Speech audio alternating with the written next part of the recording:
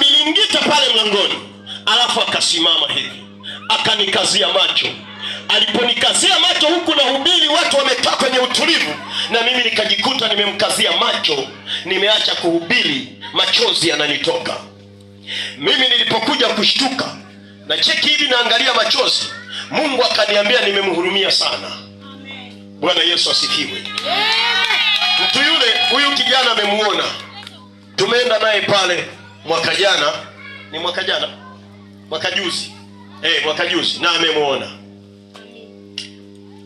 Wakati amesimama, machozi yamenitoka, Mungu ananiambia nimemhurumia. Akaniambia nataka nifanye tukio la kipekee katika huu mji. Aise, niliacha kuhubiri, nikaona nimuombee. Niliomba na yule mama.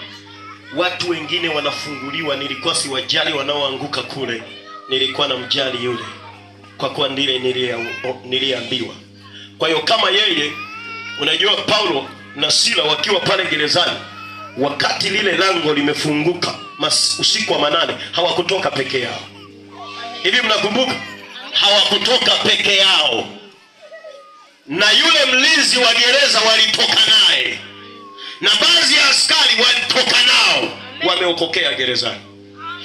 Kwa hiyo wale watu wanafunguliwa huku, mimi nilikuwa siangalii wale wanaofunguliwa, naangalia lile Bwana ameniambia kwa ajili ya yule. Manake yule alikuwa ni daraja la watu wengine kufunguliwa. Sikiliza, Bwana anapofungua vifungo vilivyofungwa mahali, kuna watu wanaachiliwa. Amen. Kuna watu wanaachiliwa. Baadaye ilipofika saa 9 usiku, yule mama akasimama, akatuuliza nimekujaje hapa? Tukamuuliza, tukuulize wewe, kwani mwanzo ulikuwa wapi? Anasema nilikuwa katika muda wa chakula na wenzangu, tulikuwa tunanyang'anyana chakula. Tukamwambia chakula. Waliomleta tulipowauliza, mlikuwa kwenye chakula? Wakasema hapana, na mtu huyu amekuwa kila kwa mirija ya hospitali, kwa maana hawezi kula katika hali hii tunayokula sisi, kama unavyoweza kumuona tangu mwanzo tulipomleta. Nikamwambia sasa imekuwaje? Akasema hapana, mimi nilikuwa nakula chakula wakiwa wanatugawia na majukumu. Chakula gani? Anasema walituwekea kwenye dishi nyeusi, kulikuwa na pumba za mahindi, wametuwekea kwenye dishi nyeusi, alafu tulikuwa tunakula makundi ya watu watano. Kwa hiyo tukawa unachota unakula, unachota unakula, huku wanatupangia kazi za kesho. Mimi nikashangaa, nyie kwani mtu huyu mmemtoa wapi? Wakasema tuliposikia kuna semina hapa, tulienda kumchukua jana hospitali, ndio maana tumemleta hapa usiku huu. Sijui unanielewa? Unanielewa? Kumbuka ninapozungumza, Biblia inasema ni adui wa haki yote. Nikakwambia unayo haki ya kuishi maisha ya amani, maisha ya furaha, maisha ya upendo, maisha yaliyojaa faraja ya kweli. Lakini wachawi wanapoingilia katikati ya maisha yako, furaha inaondoka, amani inatoweka, upendo unapotea. Yule mama tukamwambia, kwani kazi zenu ni kazi gani? Anasema tumekuwa tukilima mashamba ya yule baba. Nikamwambia usimtaje hapa, lakini nitajie mimi peke yangu. Akamtaja yule mtu, na wakati nimefika pale kwa mara ya kwanza kabisa kwenye mkutano, kabla sijafika mkutano huo, ilikuwa ni mara ya ngapi sijui, nilimuona huyo mtu na Mungu akanisemesha kuhusu huyo bwana.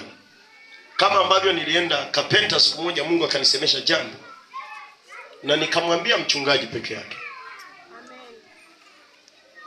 kwani mnalimaje? Mna majembe kule? Anasema si unaona tunatumiaga vidole vyake aiseni vigumu.